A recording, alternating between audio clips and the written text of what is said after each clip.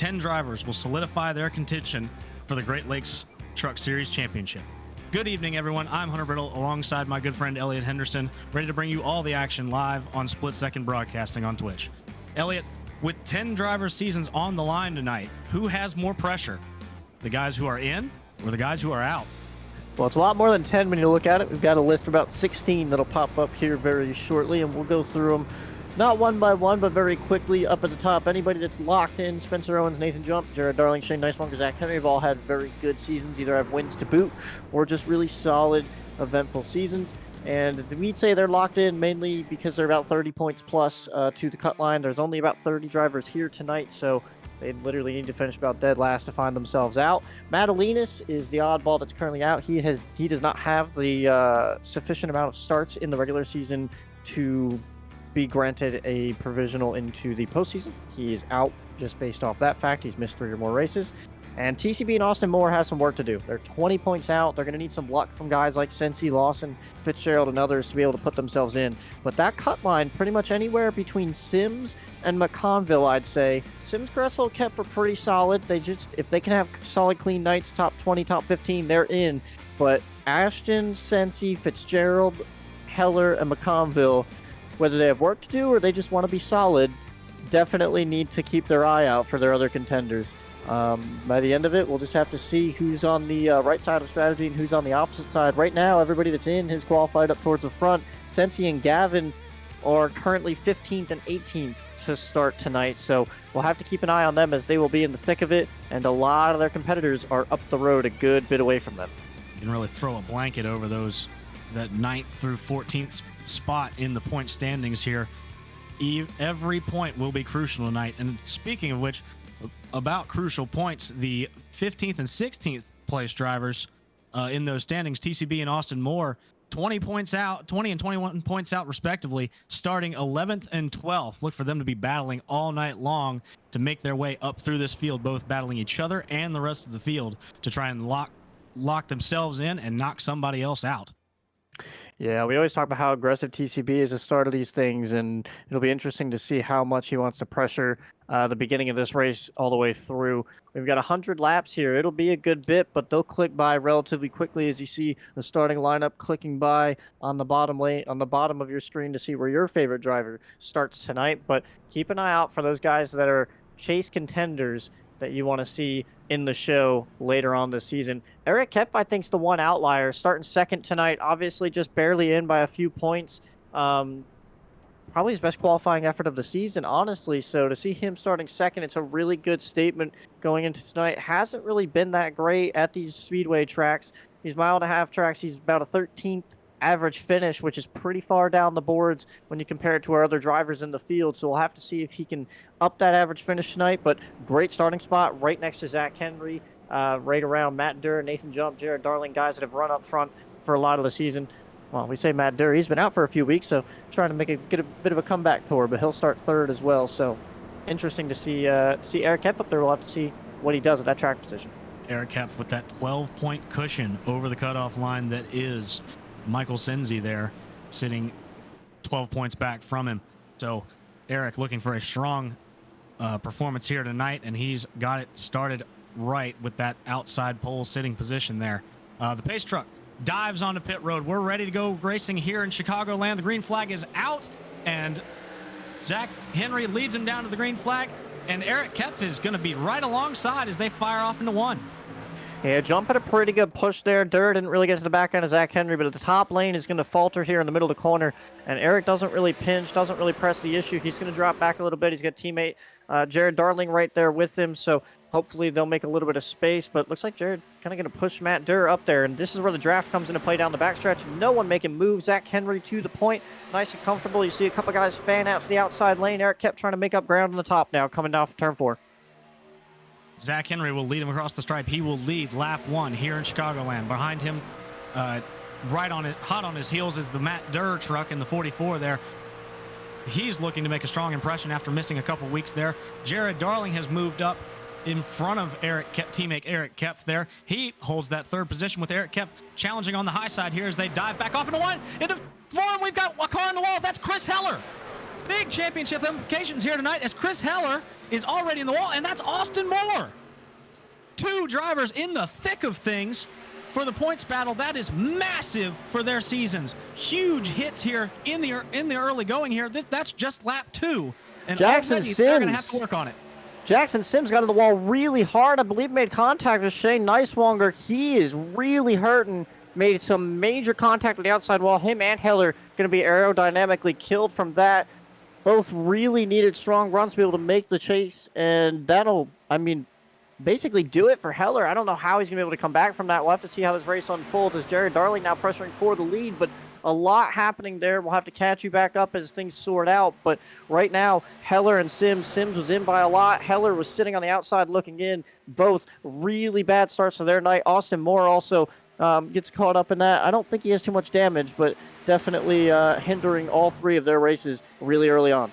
Storylines already being developed here early on in this race. But meanwhile, back up front, Jared Darling has brought the fight to Zach Henry here. He's down on the up on the outside, whereas everyone else has freight trained on the bottom there.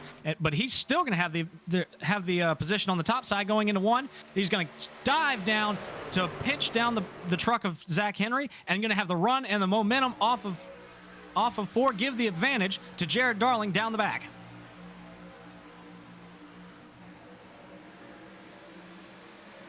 So just going back and looking at the Austin Moore and Chris Heller issue, it kind of looked like TCB was just in front of Heller, and Heller didn't really know where to go and just kind of got stacked up.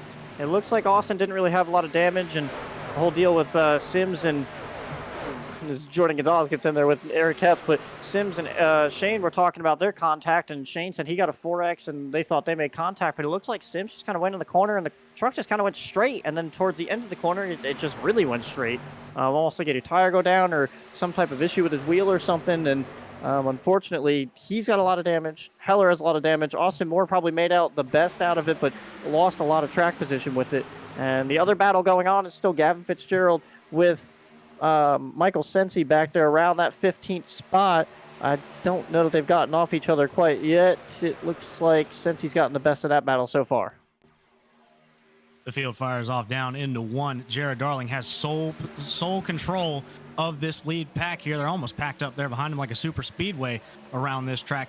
Jared Darling, the hometown hero, holding off both lanes here as Nathan Jump tries to make a charge. He'll go around Zach Henry here. Not uncommon for Zach Henry. He has a good starting position, but then kind of falling off here a little bit. He's relinquished the lead. Now 2nd place, drops back to 3rd, but I believe that is a strategical decision to try and save his tires a little bit, whereas the 2 in front of him have been ripping that top side there and have immediately gone to the front. Zach Henry fading early on in this event, but look for him to make a rebound here as he saves these tires. But meanwhile, Nathan Jump has brought the fight back to Jared Darling. He's inside for the lead here. Nathan Jump's going to lead this lap.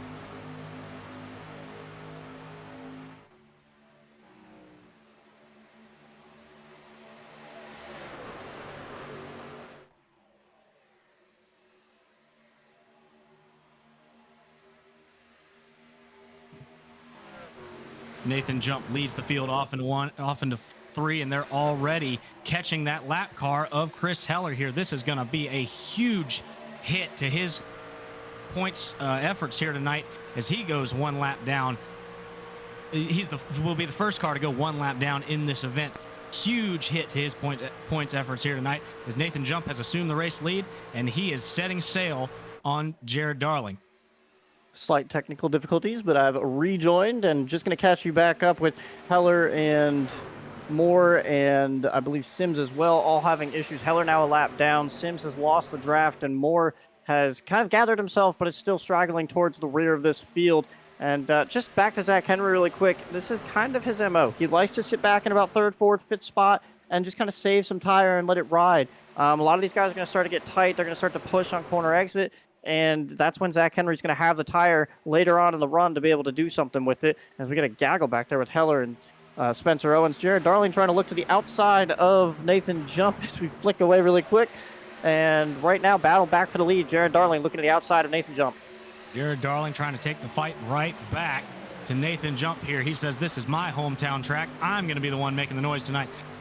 Jared Darling to the top side. Nathan Jump to the bottom here. Jump holds the advantage, but Jared's not giving up. Is he going to be able to clear him? Jump throws the slide job in the block. Whoa, big moment there off of 2. Jared Darling has to gather it back up and falls into the clutches of Zach Henry as they fire off into 3.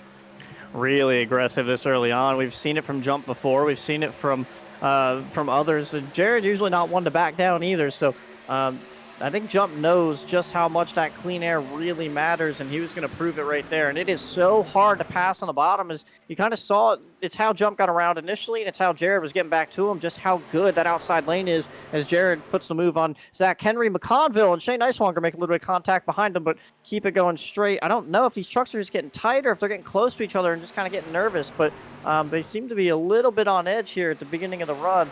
And again, that's kind of what caused a lot of the melee. McConville getting real tight in the center of the corner, shoves up the track. Shane going to clear him for 4th back there, but Jared Darling and Zach Henry still side by side going into turn 1. 14 laps into this event. We're about halfway through a fuel run here, and Zach Henry's tires already starting to pay dividends, being a little easier on that throttle and maybe a little bit easier on the turn in there, starting to take the fight right back to Jared Darling there. He was inside of him that time, couldn't compete with the momentum that Jared had off of turn 2, but this time he's going to tuck back in line here as they flash across the line once again. Nathan Jump holds the top spot, Jared Darling in 2nd, and Zach Henry in 3rd, as there's a dogfight here between Dark Horse teammates for that 4th position there. Matt Durr has rejoined the party after all that action early on there. He's gotten back by the 49 of Shane Nicewanger and is catching the leaders.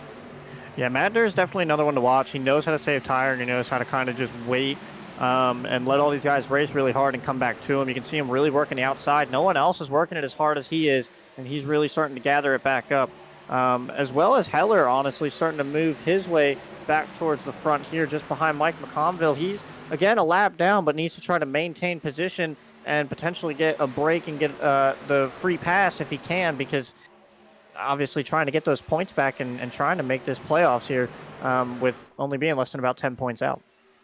Chris Heller, 5 laps down in this event. He is going to need every single bit of help that he can get tonight. And unfortunately for him, the way that these Great Lakes Truck Series events have been trending, they've been pretty clean. So I don't expect a whole lot of events to a whole lot of cautions for him to be able to get that free pass there to try and get back up in here. But anything can happen here in the final race of the regular season championship, trying to set the field for the chase for the GLTS championship here tonight. Anything can happen.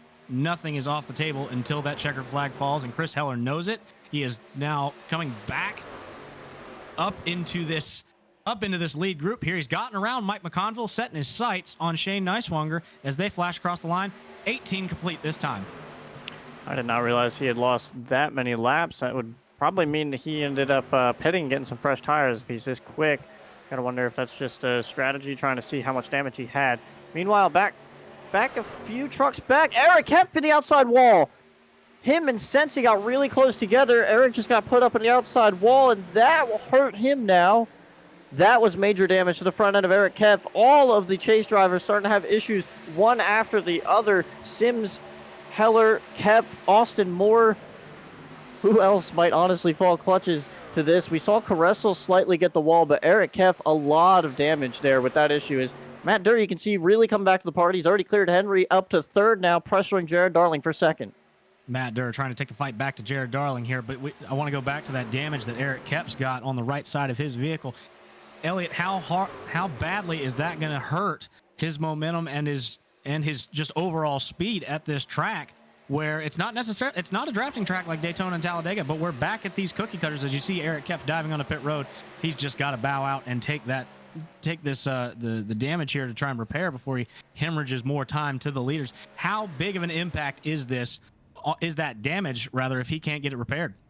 Well, I think it's worse than what Sims had, and Sims is already over 3/10 off the pace in basically last. Austin Moore, who we saw on the wall as well, is basically running the pace of the guys back around 20th. So these guys are definitely suffering, and that's not going to help. Eric Kempf's efforts, again, started 2nd, maybe his best qualifying effort of the season. I have to go back to actually check that, but one of his better efforts, and you thought maybe he'd come in here and just really put himself in a solid spot to make the chase. Now it's gone all awry, and he might be looking at falling out after coming in here so comfortably. So we'll have to see what that damage repair looks like for him. But right now, he's still sitting on pit road, and it's not going to be a quick repair job, and it's not going to be just a little bit of damage either.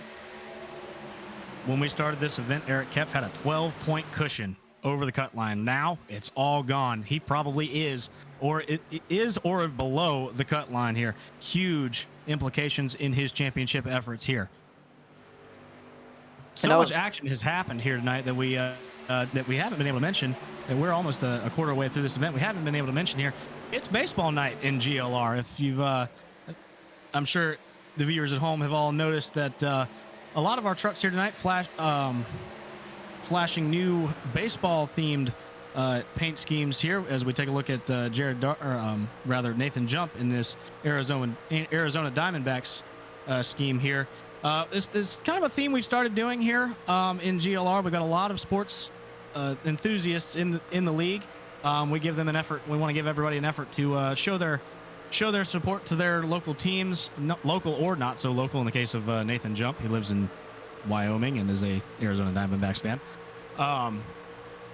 But we wanted to give the painters and the drivers a chance to show their stuff and show their support to their teams. So we hope everybody enjoys the baseball schemes here in honor of opening day coming up later on this week. Eric Kepf has rejoined the race, albeit 2 laps down, running 31.4s on fresh tires. And I don't believe that those lap times are going to be very substantial. He is going to be well off the pace, unfortunately, with that damage, and may just end his chance at making the chase once again here in the Great Lakes Truck Series. You really hate to see it because we all love Eric, longtime admin of this league. I don't know anybody in this league who doesn't like Eric. He's such a good guy, always been very devoted to the league. So everybody, no matter what team you're on, what driver you are, you really want to see Eric do well. We've got pit stops here. Jared Darling, Tokyo drifting it onto the pit road here, followed by teammate Gavin Fitzgerald. Elliot, pit stops already? I mean, we are 25 laps in. That'd be a 3-stop strategy. I wasn't sure exactly how far they can go on fuel, but if they can't go 34 laps, then it doesn't make sense to try a 2-stopper. So, yeah, we'll have to see. If these guys can't go 35 laps, then, we'll see a lot of guys do 2 stops. But right now, it looks like they think they can only go about 25 I'm getting distracted with Sensi and TCB. Sensi was stuck all over Jordan Gonzalez, and now TCB trying to make moves with Heller and Mike McConville back here. So a lot of action going on back behind the leaders, but I'll be interested to see if these guys can actually do about 34 laps. That's the only other thing that they could do. If they can go 34 plus, then they can do a 2-stopper, but I didn't think they could. So pitting on 25 is a bit short, but if you're going to pit 25, 50, 75, it makes plenty of sense. You don't want to go too far on the tires if you don't have the grip. And Jared was starting to lose touch with the top 3. Speaking of 3 drivers losing touch, the second, third, and fourth drivers have started to lose touch of the 25 of Nathan Jump. He is pulling away, getting smaller and smaller out those windshields there, as Nathan Jump's going to hit pit road here, pulling a strategy move. The remaining 3 are going to stay out here, but Nathan Jump diving on a pit road. He wants some 4 fresh tires here, as Matt Durr will assume the lead as they fire off into one here. Shane Neiswanger looking to take the fight to Zach Henry here, looking topside, thinks better of it, drops back in line here. Now going to hit the crossover as Zach Henry gets a little loose off there. Here comes Shane Neiswanger for that second place position. Looks like he wants it, and Zach might give it to him, or I believe Shane might be pitting here. Yeah, they're all going to pit. They're going to try it. Shane and Zach both going to pit here with TCB, and I believe Ashton Lawson there behind them. Boy, TCB really trying to maximize that pit road entry there. Made up a lot of ground on Ashton Lawson there in front of him. He's going to be alongside of him as they come down pit road here. And we didn't even get to mention the contact there with Shane Neiswanger. Shane's going to miss his box here. That's going to be lethal to his pit stop time here. He's going to probably fall out back behind Ashton and TCB here with that little hiccup there. We'll have to see how he how he gets off of pit road comparatively to those guys who he entered pit road with quite literally side by side.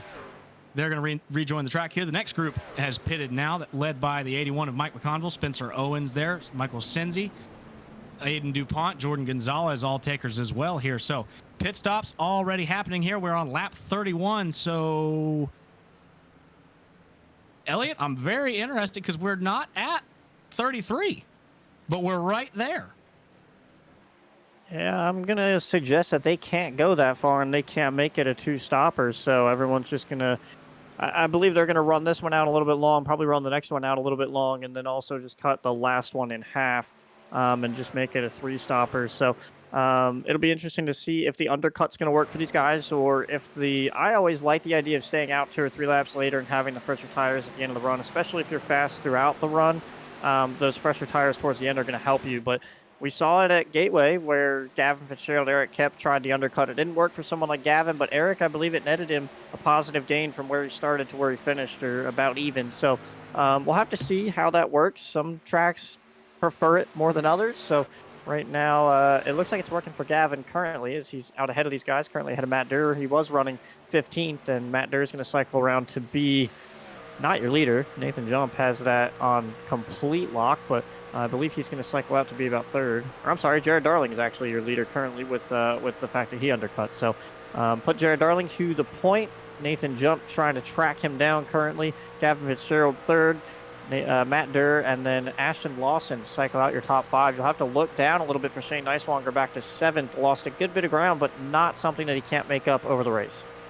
Yeah, you can see those dots there out his front windshield. There's that group right there of the 3rd, 4th, 5th, and 6th guys on the racetrack there. Shane Neiswanger falling a little bit behind on that hiccup, but certainly early on in this event, he can still absolutely make that up, as Ashton Lawson has joined that group up there, and Gavin Fitzgerald as well with that early pit stop. We'll have to see how he cycles in. Are they gonna? Is that freight train there gonna allow him to just hang with, or is he gonna get cycled out on those older tires as we go out further in this run? But Zach Henry already trying to cycle out Ashton Lawson here. He dives to the inside of that Tampa Bay Rays number 26 here. He wants that 5th place spot, and he's gonna get it here as he makes the pass on Ashton Lawson, coming out of 4 here as they overtake the lap car of Chris Heller once again. And you're going to watch Gavin Fitzgerald. He's probably going to get eaten up a little bit here as well. But for him, it's not about beating these guys. Remember, he came in running about 15th. So his big gain here is if he can be around 10th to 12th, I think that's a huge plus for him. If he can be about 13th or 14th, but gain time over the guys that he's trying to get to, like Sensi and those other guys that he's racing around the playoff bubble, that's really what he's looking for. He was running 15th while Sensi was up battling for about 9th or 10th. So he's really just looking to gain on that 37 truck. That's basically his only MO, especially with Eric Kepfeld. His big thing is to gain on Sensi. That closest competition, it almost becomes you're racing one guy in this field of 26. You're racing this one individual here. You spoke about Gavin starting to get eaten up, but up at the front, Jared Darling is about to get eaten up by Nathan Jump here. He has closed that gap to less than 3/10, and he is knocking on the door here as they flash back through the line. By the line, 37 laps completed this time. Nathan Jump is coming for that lead, so those tires already coming into effect for Jared Darling here. Yeah, you're going to wonder what that's going to do to them at the end of the run. Obviously, with the clean air, I think that's what Jump really wants, to get out there and just lead. He's not going to wear tires as much as the other guys that are in dirty air trying to pass each other and everything. So as Jump takes the lead here, he's exactly where he wants to be, and he can kind of run his own race and kind of set the pace of everybody else behind him. So Jared's going to have to work out a strategy and come back on this, because right now the undercut did not work for him. It put him ahead, but it did not keep him up there, and we're still another about 12 laps from the pit stop, and he's only going to lose a 10th or 2 more out of that, which will probably put him close to about a 1.5 seconds behind Jump to reset this all over again. So net gain not happening for Jared Darling so far. We'll have to see how the rest of this run goes before the next pit stop. Well, the top 2 have sorted themselves out, and the rest of the top 7, or rather top 6, has turned into a dogfight here, as Shane Neiswanger has caught that pack of 4 drivers. He's already passed Gavin Fitzgerald. The pack of 4 starting to leave Gavin on those older tires here, but they're starting to get racy up here as Matt Durr is on the high side. Ashton Lawson's down low. Shane Neiswanger looking to follow through. We've got big action here at on lap 39. Yeah, we saw how well Matt Durr saved tires. He was able to drive up to second and kind of chill in that position. So I believe that's just all he's doing now is just kind of relaxing, running his line up on the top there. He seems to like it. Doesn't really wear his tires as much, which is kind of unusual. Usually the top side will wear your tires due to just the fact that you're running a little bit more than flat, a little bit closer to flat / wide open up there compared to the bottom. But I'm really interested to see how the 49 works out with Shane and how his tires are going to be towards the end of this run, considering he had to drive his way up here. He was probably running flat out for the first few laps, and we'll have to see how bad that affects his tires later on. But you can see Gavin back here still losing positions, and the next car behind him is going to be the 37 of Michael Sensi, the only guy that he's really racing right now. And I don't believe Gavin was able to lead a lap, so he didn't get the bonus point. So technically these guys are dead even on points right now, but they're both ahead of Eric Kep. So that would put them in a tie for 10th in points and put Eric out. Gavin starting to drop through the field here. He's been passed by the 23 of Spencer Owens, passed by the number 81 of Mike McConville. Like you said, Michael Sensi is going to be the next one on there, but on the list there, but he's about 1.1 seconds back. But I wouldn't imagine that gap is going to stay like that for long. Meanwhile, up here towards the front, we've still got action here as the 49 now of Shane Neiswanger has gotten by his teammate in the 44 and is going to work on Ashton Lawson, who still holds that high side there, as he's going to be able to clear him this time. And Matt Durr with a little moment off of 2 there, trying to give every ounce of throttle that he can, manages to keep it saved, but Ashton Lawson dives back down underneath Shane Neiswanger. They're going to be door to door as they come off of 4. And man, that is so frustrating if you're Shane. You've got him cleared. You know you're on better tires. You know you're just going to drive away from him, and Ashton just sticks a nose back under there. You know, you're sitting in your head like, why are you doing that? But you got to be calm and know that you're going to be able to clear him off 4, and Ashton's really just trying to play that mind game and make you make a mistake so he can try to get back around you. But Shane played it really nice, got around him. Now he's going to hopefully set sail and chase after Zach Henry and see what kind of ground they can make up on Jared Darling and see if they can potentially put themselves in second and third before this run is over, as Matt Durr is now looking for any way around Ashton Lawson, who refuses to leave the top, and that's really where Matt Durr's really been all night long. And you can see it's just not working. He can't get a nose out there. Ashton's going to go up there again one more time in 1 and 2, and Matt Durr's going to follow him up there instead of diving down to the bottom. And that brings Spencer Owens and Michael Conville into this fight, who we haven't really talked about all night either. This pack up here only getting bigger here as all these baseball trucks here trying to take the fight to each other here. Ashton Lawson blocks off that top lane again. Matt Durr and the Phillies truck cannot get around him here. It's just two dogs going for the same bone, and the 2 behind them of Owens and McConville have taken advantage. They're right there looking for those spots themselves, but they're going to do battle here as we go off into 1. Mets on the high side, Pirates on the bottom. And we've got Jordan Gonzalez clearing Gavin Fitzgerald. Well, not clear yet, but passing Gavin Fitzgerald back there. That's for, I believe, the 10th spot, putting Gavin back to 11. And since he's already gone around Gavin, so that's Gavin's potential chase disappearing depending on the points that he can make up on Eric. That's a new driver that he's racing. He shouldn't be worrying about Sensi. He's got to look at how to maximize points to Eric Kep right now. As he looks at the back of Jordan Gonzalez, and we'll go back up to that battle for about that 4th position. Now you got to remember, Gavin's on that a 3-stop strategy, whereas I believe most of these got a rather more evenly spread and structured 3-stop strategy, whereas the rest of the field's kind of on a stretch strategy here. Going to try and maybe make it the remaining distances on just 1 stop if they can get to 66, but I'd be very interested to see how that fuel structure works. If they weren't able to get to lap 33 in the first time, how are they going to be able to get to 66 on the second? But Gavin Fitzgerald still on a very structured, very evenly spread lap count here, as I believe when lap 50 comes around, which is coming up here in roughly 3 laps or so, I believe we're going to see him and Jared Darling hit pit road. But in the meantime, he is continuing to hemorrhage spots to the 37 of Michael Sensi, as now the 00 of Aiden DuPont has gone around him, and the 13 of Lewis Woodall on that Seattle Mariners truck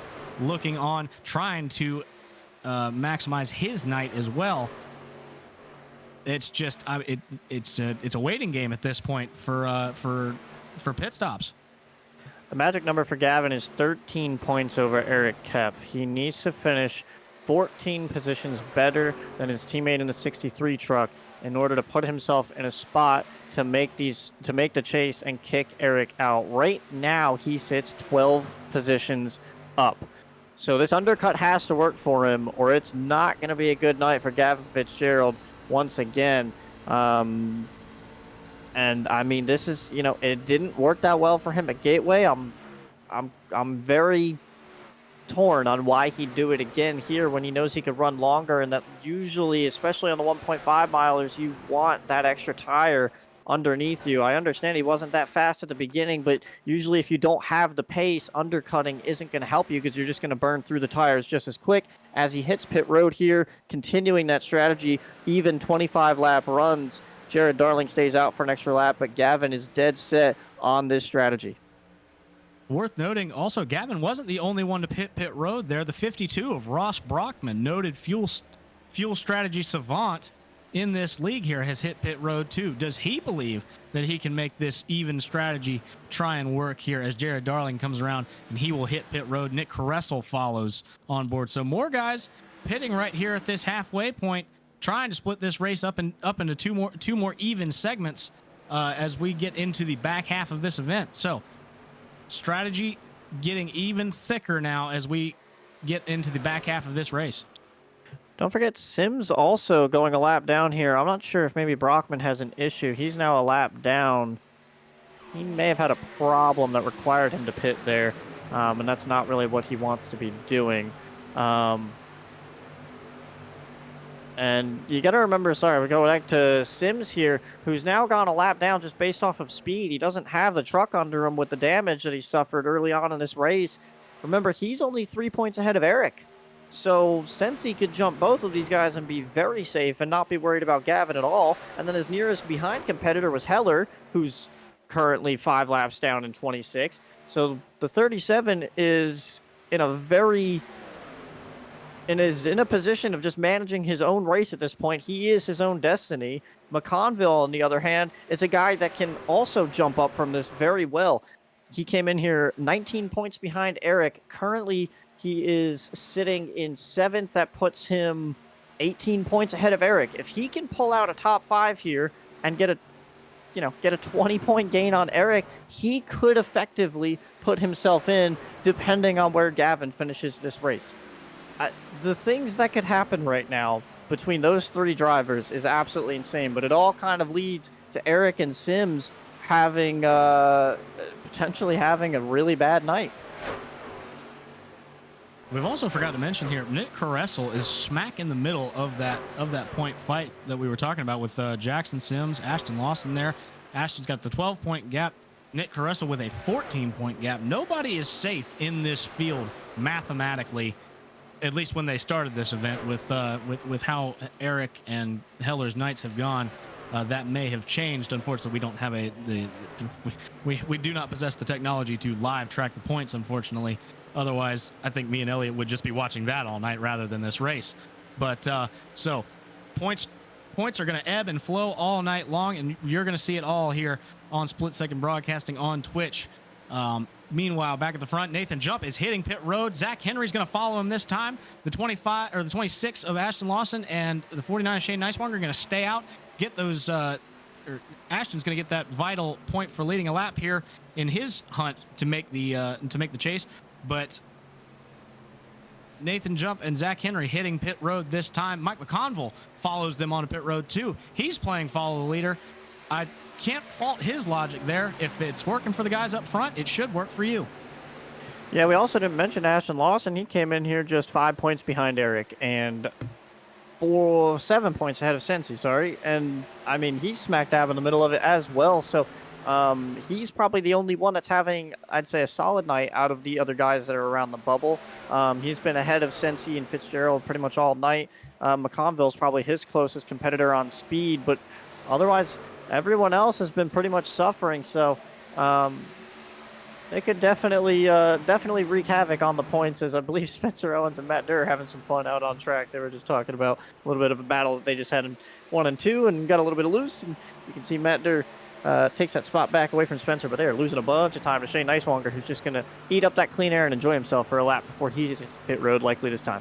Pennsylvania natives all holding the top 3 spots here. Got a real battle on our hands in between these rivals here of the rival baseball teams. Matt Durr is sitting there in a Pirates sandwich as Shane Neiswanger continues to pace this field here in this event here. He's going to hit pit road this time, and it's going to relinquish the lead to Matt Durr. So already, and Aiden DuPont's going to follow him around there. So teammates got to be talking to each other on that one. There had to be a communicated strategy call there.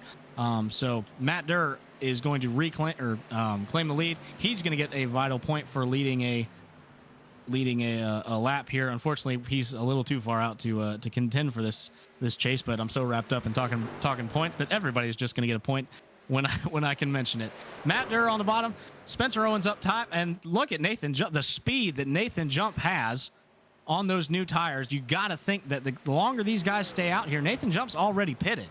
So those new tires, he's just going to have a absolutely massive gap. And the question is, are these newer tires than his going to be able to run him back down?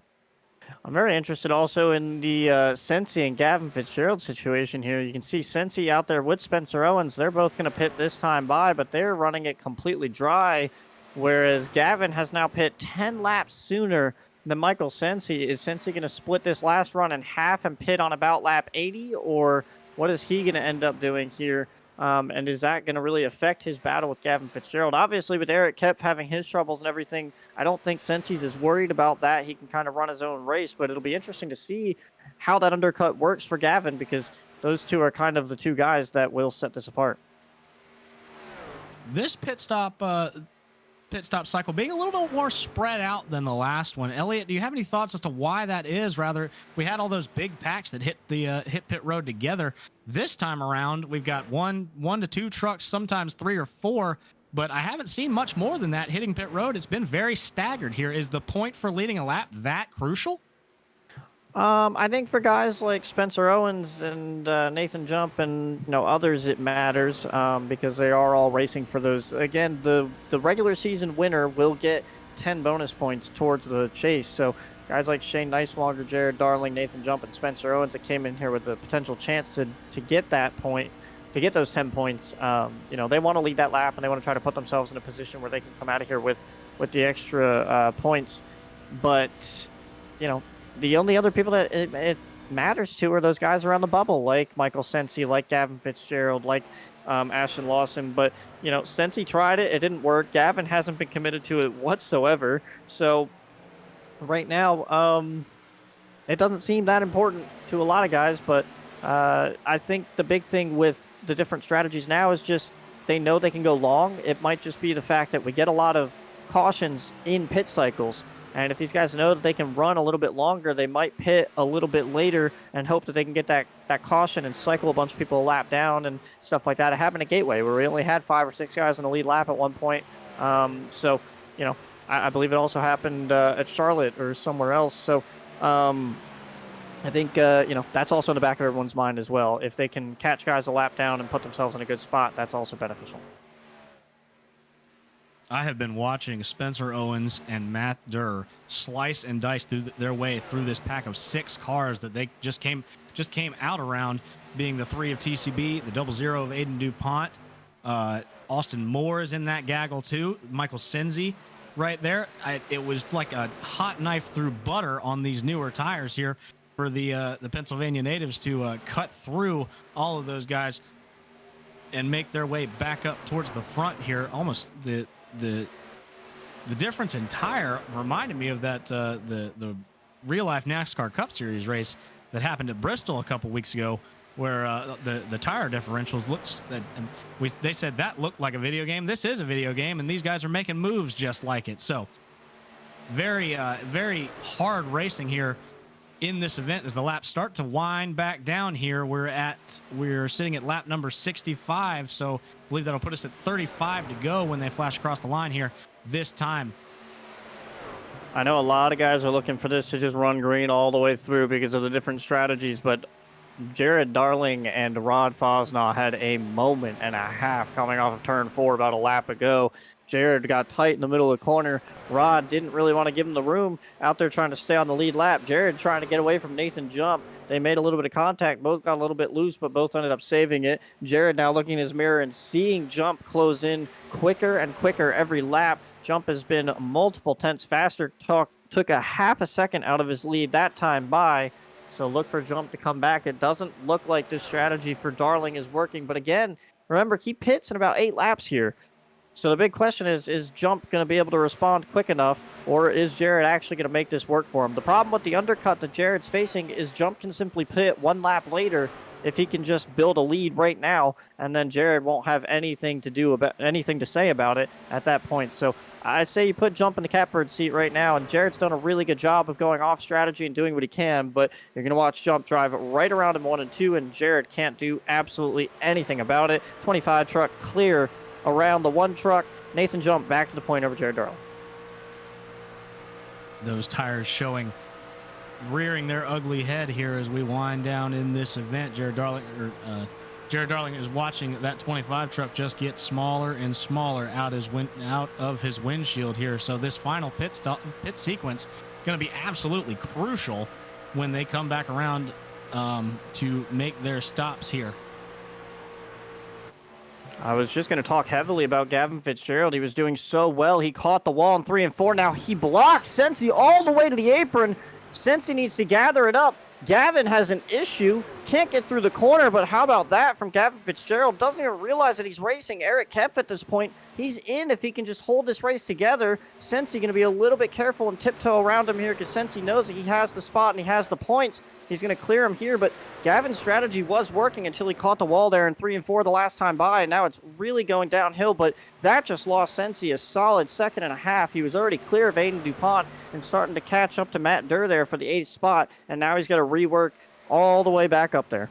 You can't blame Gavin Fitzgerald. He's on the older tires, just trying to save every point that he can. Now blocking both Nick Caressel and TCB here as they've got newer tires. Gavin didn't have much luck with keeping Michael Sensi at bay, but he is keeping these guys back behind him here as TCB dives to the inside now. He's going to get that spot as Austin Moore's going to look to follow him through. You got to think Nick Caressel is just livid right now with being stuck on that top side there as all 3 of those guys are going to get by him, and Adam Zorn's coming up behind him. He wants some of the action.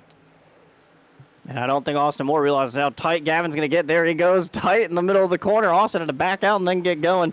Gavin just really suffering on those old tires, and Caressel still stuck in a position where now he's stuck behind Austin Moore. And I don't know if Austin has fresher tires or not because of everyone's different strategies. TCB out against the wall using the Kyle Larson line around here. But now Austin starts to drive away and get a little bit of a gap between him and Caressel. But Gavin goes from about 8th all the way back to 14th here in a span of about 2 laps.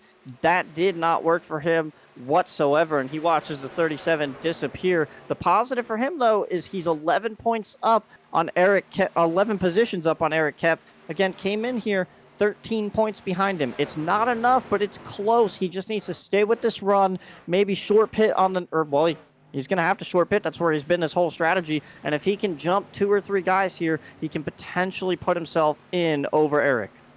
Hammering you here is the nail in the final coffin for Eric Kempf here as he's just gone another lap down to leader Nathan Jump here. So Eric Kempf 2 laps down now. He's going to need a miracle to get back in this thing with all that damage that he's sustained here.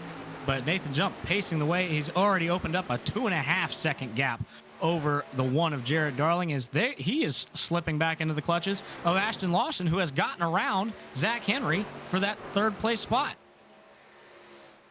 I'll tell you what, there's a big difference, though, in the lap time that Michael Sensi's putting down versus a lot of other guys. He is one of the fastest trucks on track, but he's 10 seconds out. I was interested to see how the strategy would go because him and Spencer Owens, remember, are the guys that were staying out the longest.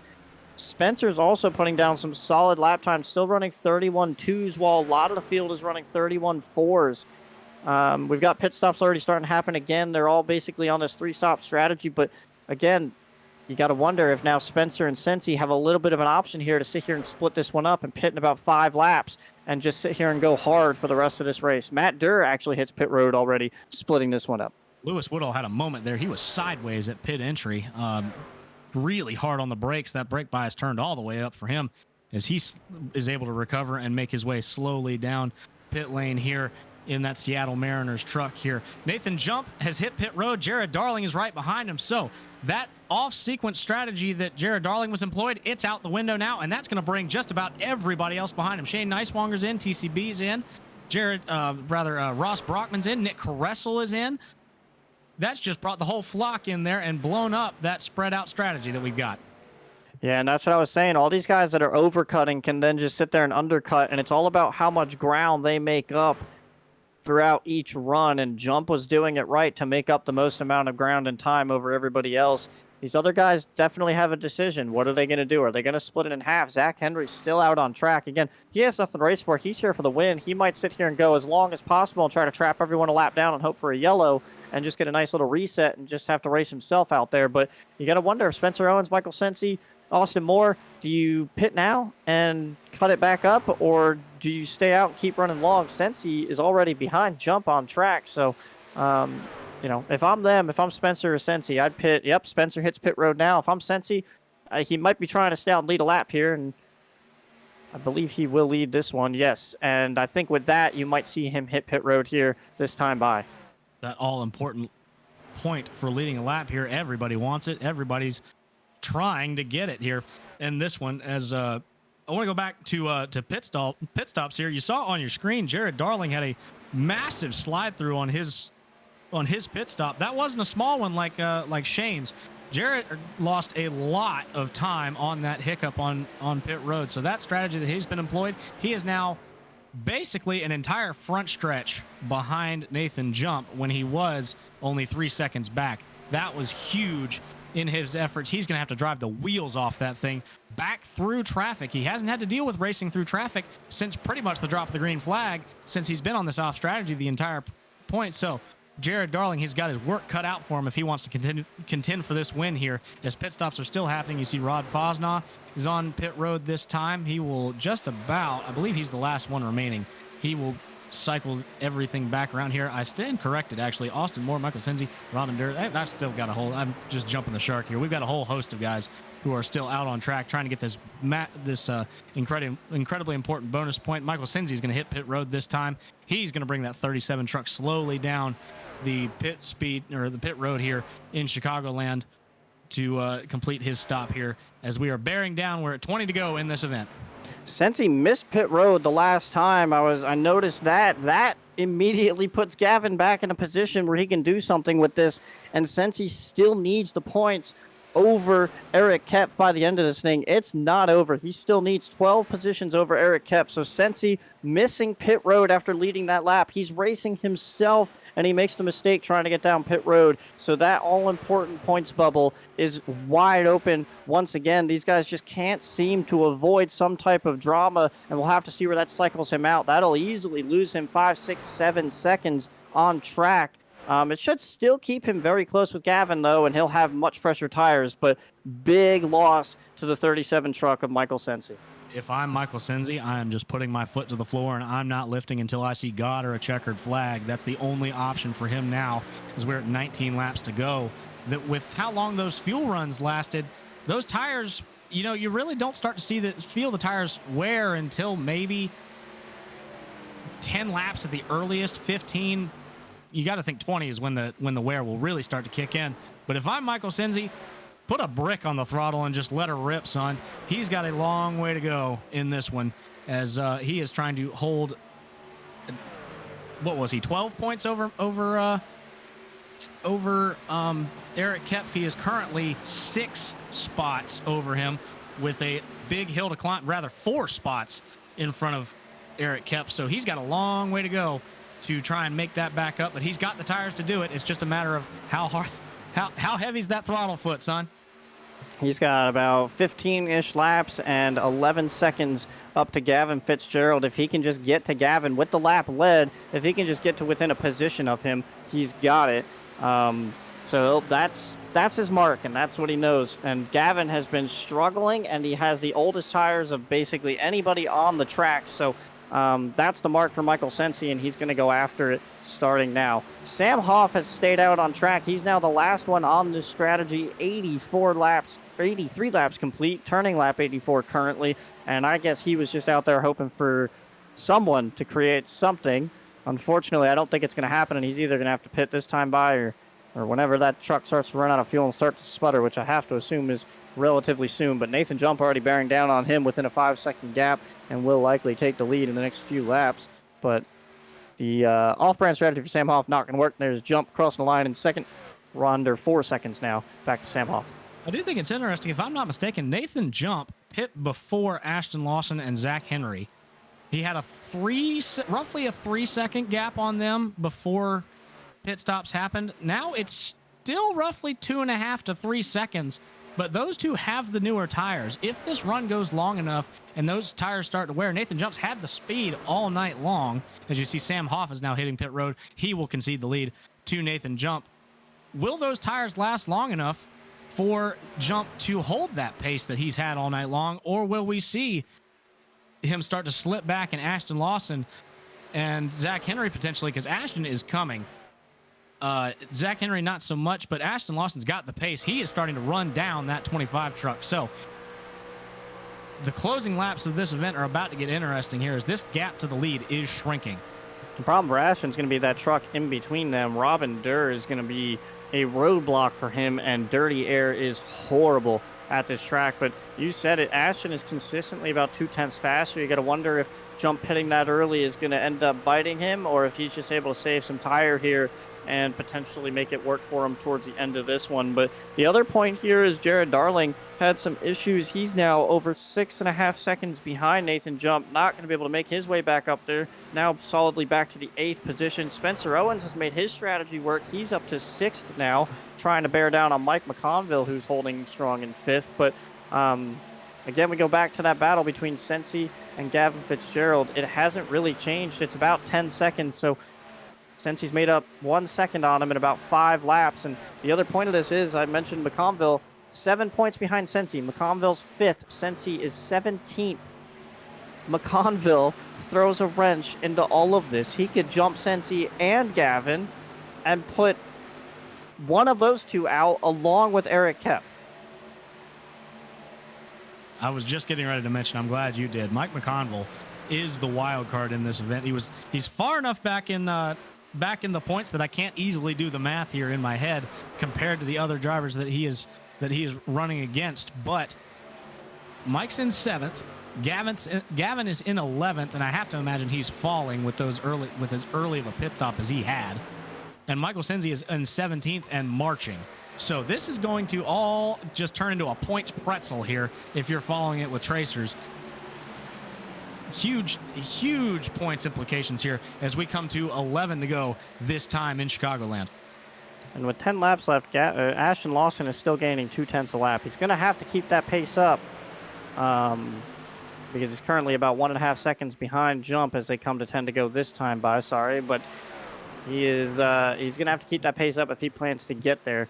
But as you said it, yeah, McConville has the pace too. He might be able to get Shane Neiswanger, which would further put him in a good spot to be able to make the chase, and that would put Sensi and Gavin Fitzgerald potentially out, one of them with Eric Kepf.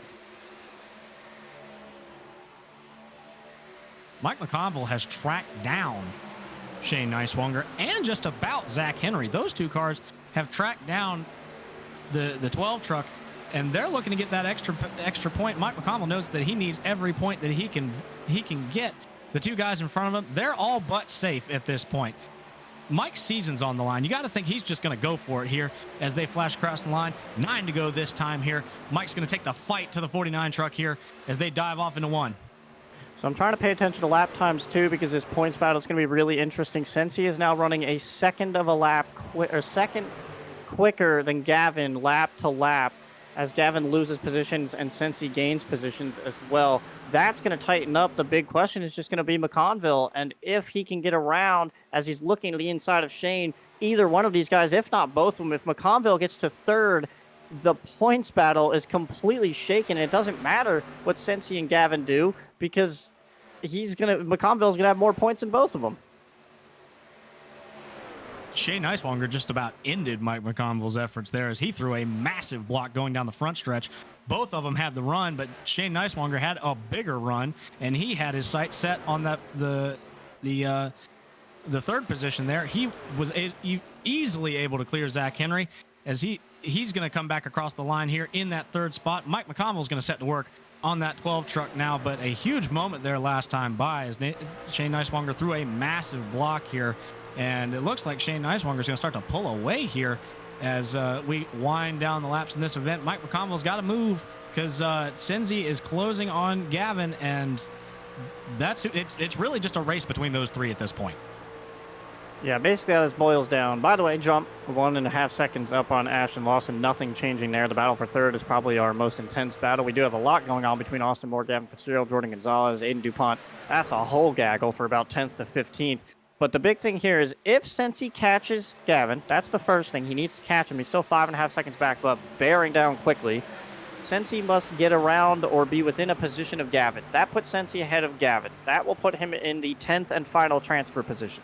Eric Kepf is out based off of what we're looking at right now. It doesn't matter what these other guys do.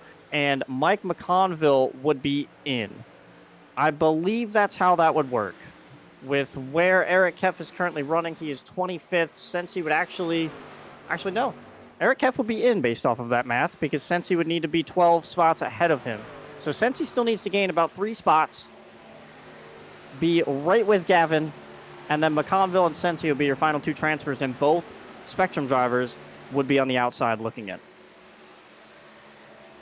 Excellent math there as we bear down on the closing laps of this event here. Mike McConville has gotten around Zach Henry at another point in favor of the 81 truck here, having just the drive of his life here up in this 4th position. He's going for every point that he can get as Gavin Fitzgerald is just trying to hold off and hold on to every spot that he can get. He's currently battling alongside the 00 of Aiden DuPont. You got to think that's just going to slow down his efforts, but Michael Senzi has not been able to cut that gap near to be what the to catch him before Nathan Jump crosses the line on lap number 100. No, it's still about 4 seconds. I mean, it's getting there. Gavin's running 32 flats. Sensi's running 31 sixes, and he's getting closer. He can literally see Gavin going towards turn 1. He's very close now, actually, as that lap is very dressed, very different. I think he gained about 7/10 on him there, and now Ross Brockman's to the outside of Gavin.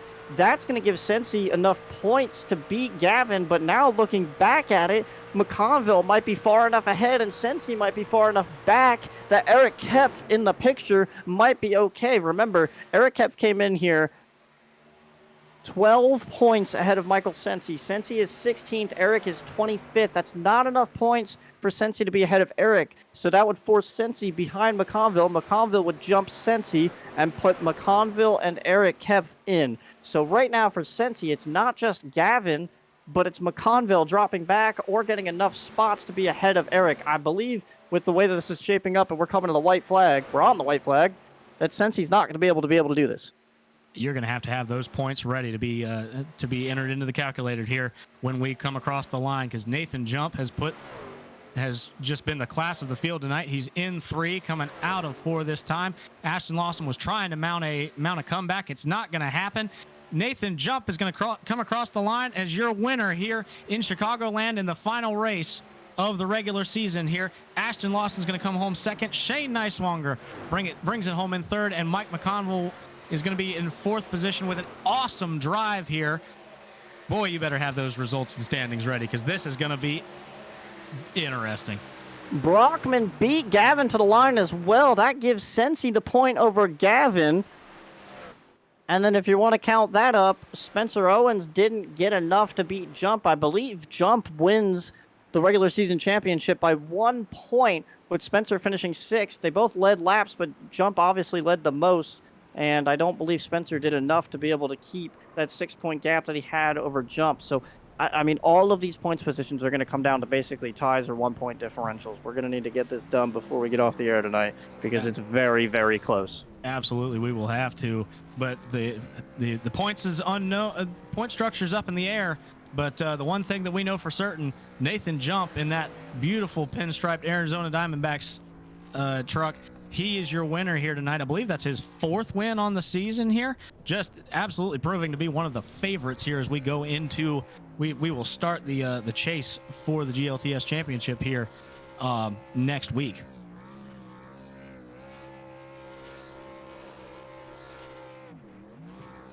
We'll have to get some results going and some interviews going and catch up with what's going on in the points, but let's see if we can get some guys in the booth here in a couple minutes.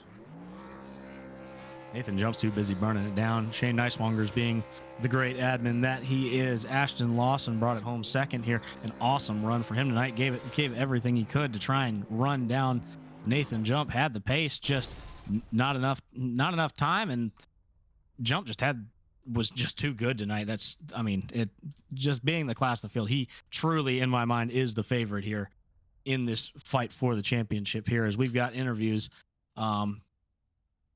lined up for you here. We're going to get them all in here on Split Second Broadcasting. Shane Neiswanger is going to be the first one that we talk to, our 3rd place finisher. Shane Neiswanger, it's Brittle and the boys up in the booth. Got a copy? Yeah, how are you guys doing? Oh, we're doing great, man. We just watched a heck of a race. It was awesome. There was action up and down the track. But I want to talk about the night that you had. Solid night there all night long. I don't think I saw you outside the top 7 when we weren't in pit stops. Speaking of pit stops, that bobble on pit road there, caught in 4K. How were you able to overcome that? Just raw pace?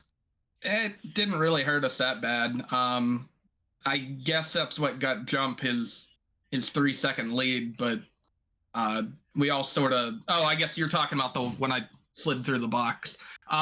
Yeah, the truck was really fast tonight. I think I could have kept up with Jump and those guys. I know Ashton was up there with him. I'm not sure how far away. I couldn't see him from 3rd, but truck was really fast tonight. I really liked I was surprised how it drove tonight. I'm sure you guys saw a lot of guys getting loose, and I would have a lot more fun if a lot of these 1.5 miles drove that way instead of being super tight. But it was a really good night for us, I feel like. It was an awesome night for you. I want to talk about the playoffs going forward. A huge shift from Dark Horse as a team overall. Last season, I believe we had 3 trucks in the playoffs. This time, it looks like you're going to be the lone representative for Dark Horse Motorsports. How are you going to approach these playoffs here as we've hit the home stretch? The same way I did the regular season. I felt like I ran really well, and I was in the points lead for a while. I think going into Talladega, me and Spencer were tied. The internet issue at Talladega burnt me pretty bad, but I think I'm going to end up 3rd or 4th. And if I can find a way to run a little bit better than I did before Talladega, I had a stretch where from Daytona to Talladega, I didn't finish outside the top 10. So that's good for playoff success. And then I just got to find a way to be a little bit better than Jump. But the pace was there tonight, and if I like the way the tracks line up, and if I can have more runs tonight, I'm going to give Jump a run for his money. I like the confidence there, man. That's awesome to have that momentum and that mindset going into this all-important chase for the GLTS championship. You talk about tracks lining up here. Next week is Indianapolis, a bit different from this 1.5 miles. That's a big one here. How are you feeling about that one compared to this 1.5 miles? Good. That's a track other than I think last season. I've run really well there. Finished second to Elliott a bunch. Not looking forward to finishing second, but hopefully we can get a win there. And then that momentum can carry us through the playoffs. Well, we'll be looking forward to watching it all playoffs long here. One last question before we let you go. Do you have anybody to thank for your awesome run tonight?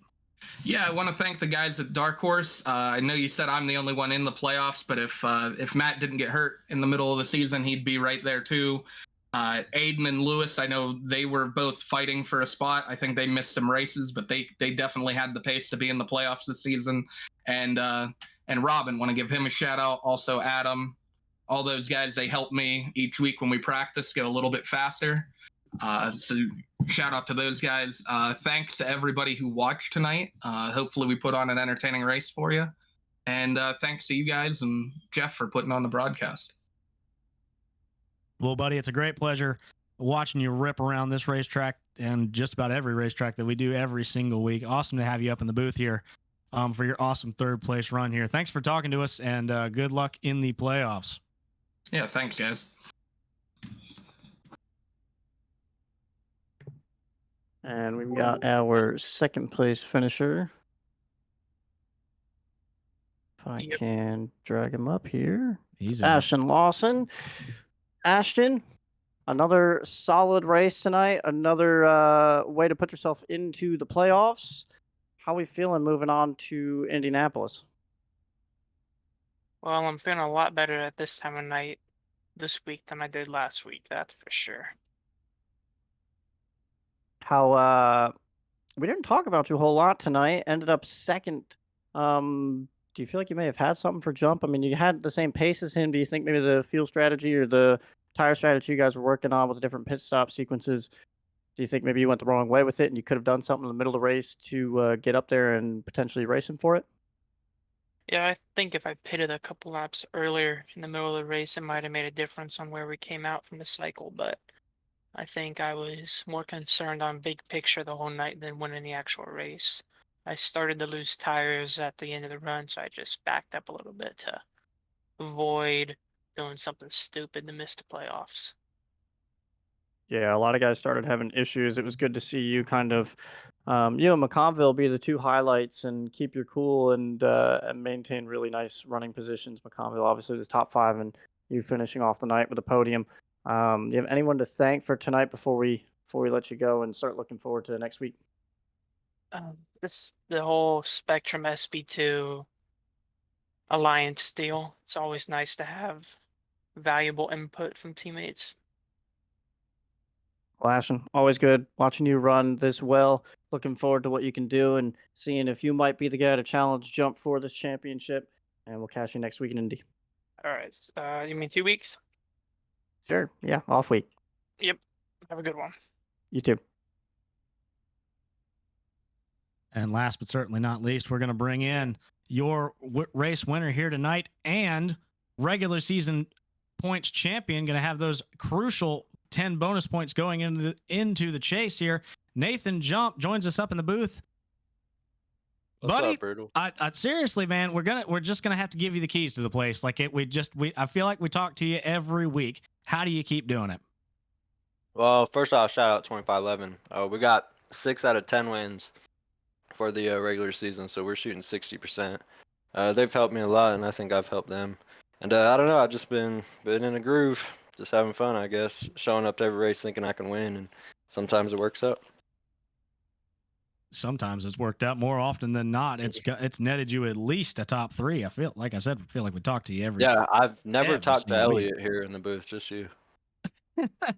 we tend to alternate the interviews. That is a funny little stat, though. We'll have to add that one to Elliot's memory banks here. But it looked like you had the field in spades tonight. Jared Darling was on that off strategy. Were you worried at all with the way that the fuel was running? I was worried there. With 70, or I guess with 30 laps to go, I was worried about him because I was noticing it might work out for him, but I pit as soon as he mic'd up, and I think he shouldn't have mic'd up to pit, but he must have had somebody close on him. But as soon as I heard that, I dashed down there, and he actually missed his box, so that was fine with me. Well, you can't blame a man for trying to have racing courtesy here on iRacing. Sometimes it's hard to see, but that was an excellent way to stay on top of them there. Like I said, you're the regular season points champion. 10 bonus points. You're 10 points up on the entire field here. How do you feel going into this 7 race stretch here? Confidence has got to be high. Yeah, I'm feeling good. There's some tracks I'm not too great at, but I know those 10 points can get dashed pretty quick, so it don't mean too much to me really. But I don't know. I think I value wins more than championship, but I'm definitely still shooting for the championship. But I think 2 more wins would be awesome. Well, there you go, man. You've got the keys to the castle. Just keep running the way you have, and I think I hazard to say it's all yours. I've picked you as the favorite here as we get this stuff kicked off here. You talked about tracks, feeling not so confident about some. How are you feeling about Indy here is the next one we're going to be going to? Yeah, that's the one I don't really like. Indy, maybe Nashville. So back to back looks like, but we'll see what happens. I should be okay for a top 10 for sure. Heck yeah, man. We'll be looking forward to watching you run well at those and throughout the entire playoffs here. Before we let you go tonight, do you have anybody to thank for your Yeah, awesome run? 2511, my buddy RJ and my girlfriend. She brought me this. What is this? Baja Blast slushy at the beginning of the race. Totally forgot about it, so it's totally melted. But yeah, I'll drink it right now. But that's about it, man. Appreciate you guys. There you go, man. Go enjoy your Baja Blast. It's always a great pleasure talking to you, and good luck in the playoffs. Yep, see you guys. Before we let you go, Jump, the Oh. quick note there is you're chasing 2 more wins. You need to be chasing 3. The record currently is 6, held by Hunter Madalinas in a single season, and myself in a single season. 7 wins puts you on top. All right, you didn't need to give me any motivation, but now you have, so thank you. Yes, sir. Get after him, Killer. Great pleasure talking to you. Congratulations on the win. See you guys. And with that, the interviews are complete. And like I said, the points are complete. Elliot, how are we stacking up? Well, like I said, Eric kept by the skin of his teeth. You can see it on the board. Nathan Jump goes to the top of the boards. He'll get those all-important 10 points. Everyone else just kind of settles in. Spencer Owens, Jared Darling, Shane Nicewonger, Zach Henry, Ashton Lawson, Nicholas Caressel, Jackson Sims with his horrendous, scary night survives. Mike McConville with the absolute, I hazard to call it the Jeremy Mayfield run to put himself in. Eric Kev holds on ever so slightly, and it mainly comes back to the fact that Sensi missed pit road. That is the one mistake tonight that flipped the whole board. Obviously, aside from McConville just having an incredible night, can't take anything away from him, but Sensi missing pit road absolutely flipped this. If he would have just made it down pit road, it would have put Eric out, and it would have been a battle between McConville and Eric at that point, and Sensi would have been very comfortably in. And then, of course, Gavin's strategy. If Gavin would have potentially run a different strategy, had some better pace, he could have easily seen himself gain enough points over Eric to battle McConville as well. So it could have been tighter, but it's still only 2 points separating between Eric and Sensi, and then TCB, Austin Moore, Heller, Madalinas. We obviously knew Madalinas was out. Heller had a really frustrating start. Austin Moore, the frustrating start. Decent bounce back, but TCB and Austin were somewhat written off at the beginning, being 20 points out and only a 26 truck field tonight. Really hard to make those points up. But yeah, I like out of the names on there, you just really got to hand it to McConville, and you got to feel bad for Sensi for just messing up on pit road. And man, I'm interested to see what McConville can do moving forward now. We haven't talked about him a whole lot this season, but recently I feel like he's been on fire with his different strategies and his pace overall. It'll be interesting to see guys like him, Caressel, and Sims, those guys that are 7th, 8th, 9th. They've been fast, and they've been in positions to make something happen, but they haven't found themselves in winner's circle quite yet, like Ashton Lawson or Zach Henry just ahead of them. Eric Kepf, I want to pause on Eric Kepf here. Eric Kepf finished next to last in this race, 1 lap down, and is living proof that it ain't over until it's over. That's I'm talking to all the kids out there. Don't give up on your dreams. And I'm talking to a couple drivers in GLR who are going to go back and watch this one. Stay in the race until the end, because Eric Kepf, if Eric had given up, he'd be out of this playoff. So it really is so important to stay and run every single lap that you can, because every single point matters. And Eric Kepf is the living embodiment of that. An awesome effort from him to stay in it after having his race blown up from the get-go, and then finishing in that ninth spot right in front of him there, Mike McConville. Mike jumped 5 spots tonight to come. He was back in 13th in the standings prior to this race. So a heck of a drive from Mike. You got to think that if we had an F1 driver of the day, it would be him. Awesome drive for him. But there you see it.